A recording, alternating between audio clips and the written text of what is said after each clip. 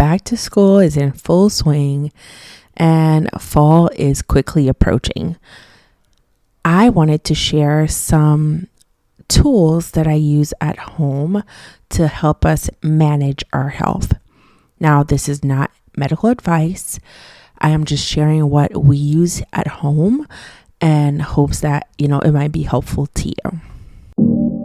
Hey, Mama! If you're looking to have a deeper relationship with Jesus and searching for a community of Christian moms, I'm so glad you are here. I'm a Christian wife and mom who is passionate about helping mamas finally let go of the mom guilt and learn to live loved. I want to help mamas see that they are truly and perfectly loved, especially in motherhood. Welcome back to the Live Loved Mom podcast. I'm Cindy, your host. I'm a wife, mom, and lover of Jesus. Let's dig into God's Word together and get encouraged while we're on this journey of motherhood. Let's learn some parenting tips and mom hacks and learn how to raise our kids God's way. So, grab your coffee, listen on your drive to work, or maybe put that forgotten load of laundry back to wash again. Let's tackle mom guilt together and learn to live loved.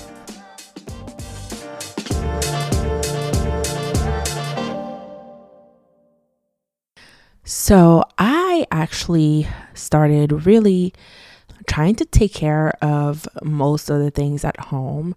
I think I do have a little bit of an advantage because I have a background in healthcare, but I truly try to not go to urgent care or not go to the hospital unless we really need to. And I have some things, some tools at home that I feel is really helpful to help us manage that. Not that we all need to have them, but there's certain ones that I feel like it's helpful to have them at home.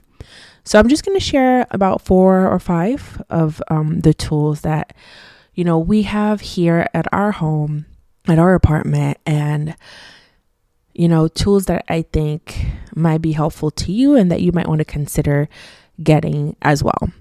So the number one, I feel like as a mom, you probably already have this in your home, is a thermometer. A thermometer is so useful to see if your child is spiking a fever, if you're spiking a fever, if the fever is being managed properly. Also, we want to avoid super high fevers because we don't want to have febrile seizures, right?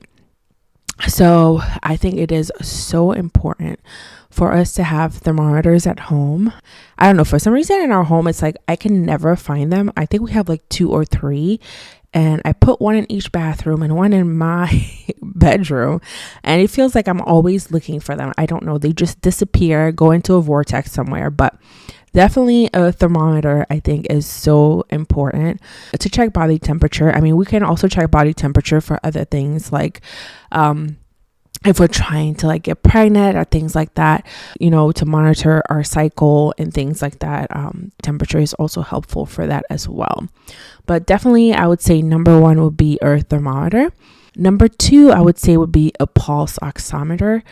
And this is used to see how well oxygen is traveling throughout your body to make sure that all your organs are being provided the proper amount of oxygen, that circulation is going well throughout your body.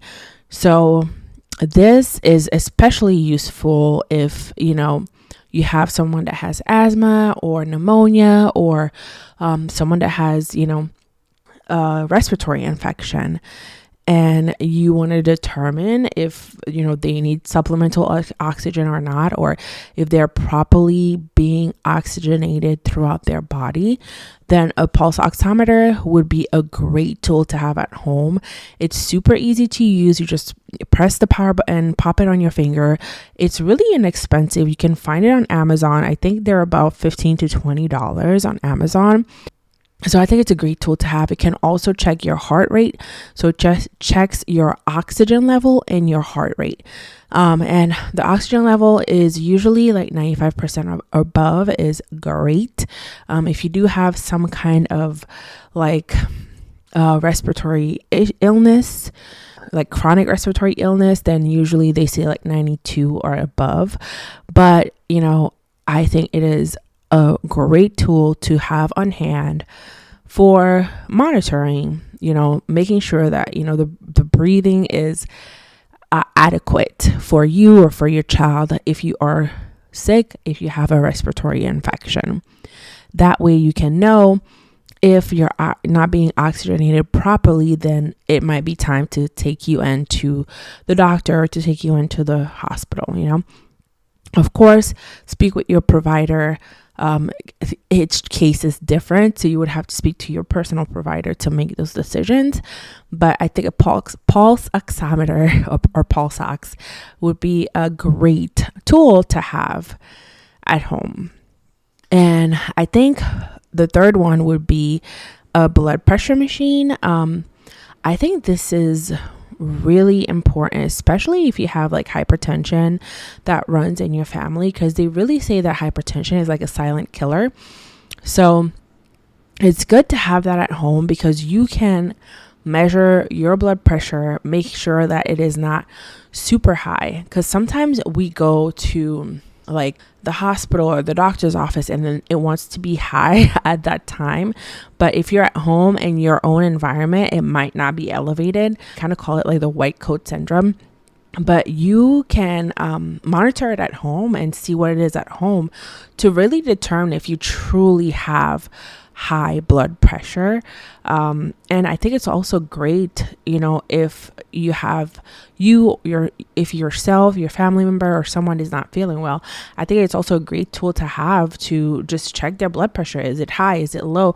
When they're having certain symptoms, So I would say third would be a blood pressure machine to have at home.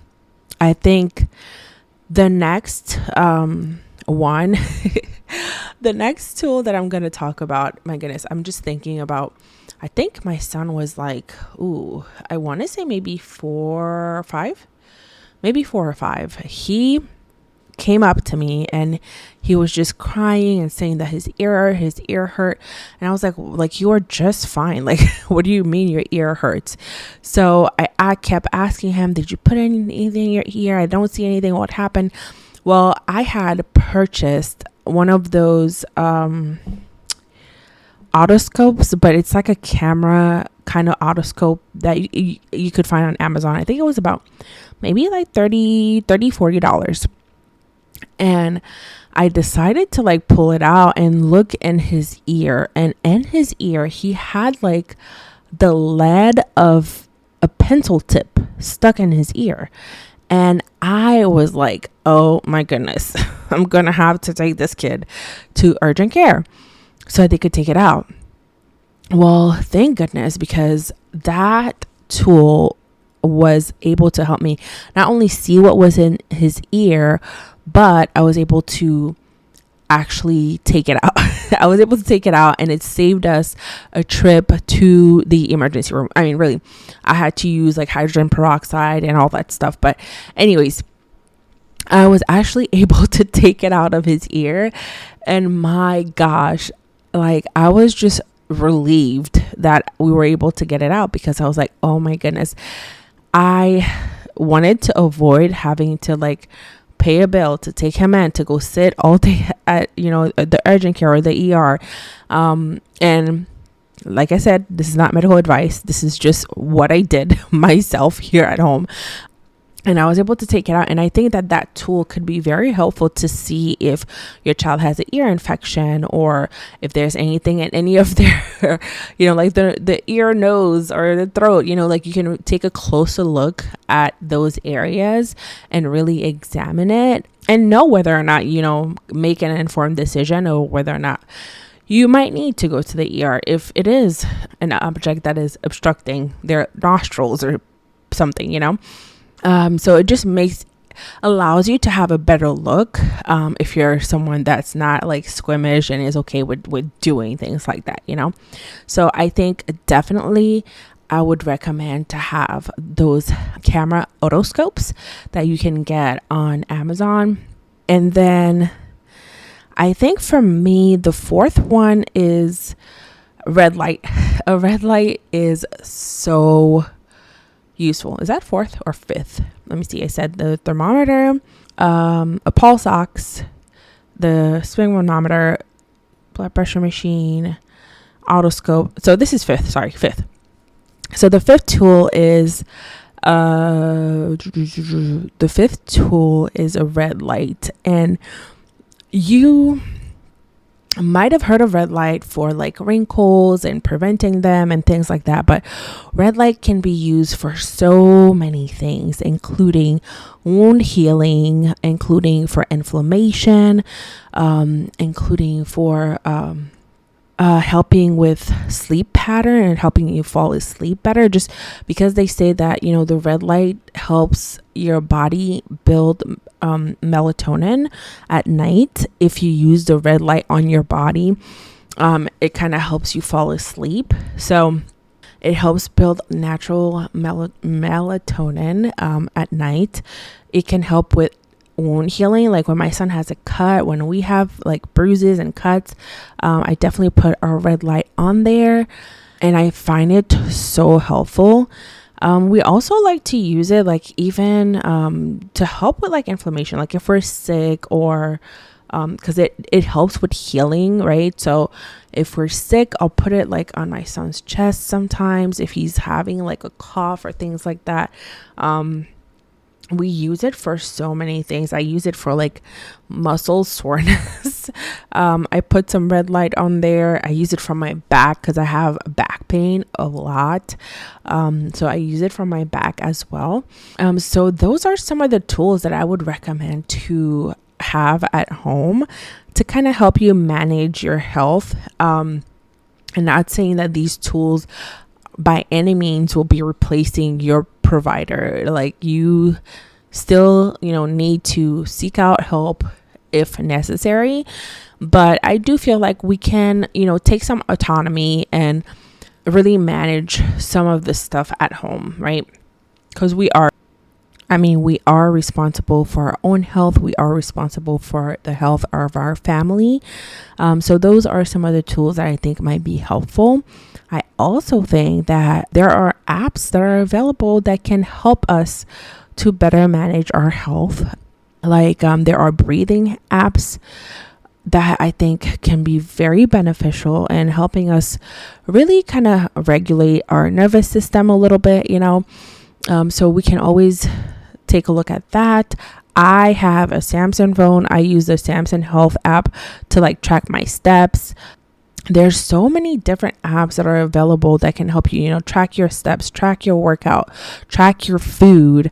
So there are tools available to us to help us take better care of ourselves, kind of take control really of our own health and not just leave it up to, you know, other people, but actually make a conscious decision and make informed decisions as well, to how to better manage our health and how to better take care of ourselves. So I hope that this was helpful. If you can think of any tools, if you have, you know, tools at home that I did not mention and you think would be a great addition to this, please feel free to email us, send it to us. We would love to know what you are using that maybe we're not aware of over here. So I hope this was helpful, and I know this was like a quick and short episode, but I will see you next week. Just remember to continue to learn to live loved. Thank you for listening to today's episode. I pray that it has blessed you in some way. If you found value in this episode, or you know a mama who could use some encouragement, please be sure to share the episode with them. Would you take just a few minutes to leave a review on Apple Podcasts? It would mean a great deal to me if you could let me know what you thought of the episode. Be sure to follow us at Live Love Mom Podcast on Instagram. And if you haven't already, come join us in our free Live Love Mom community on Facebook. Let's mom alongside each other and continue to learn to live loved.